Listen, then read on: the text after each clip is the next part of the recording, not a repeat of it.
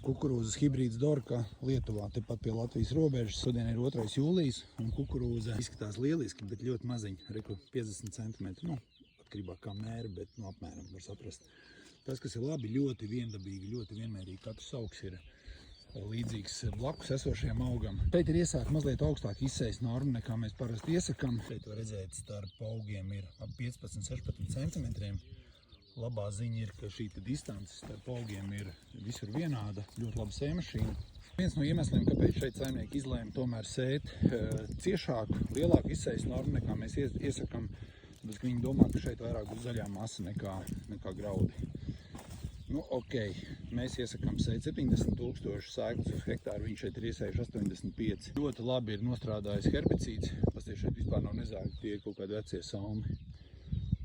Tā, man liekas, ka te viss sanāks lieliski. Lauks izskatās brīnišķīgs, lai arī mazliet atpaliek no tiem sējumiem, kas ir sēti mājas sākumā un vidū. Visiem čau!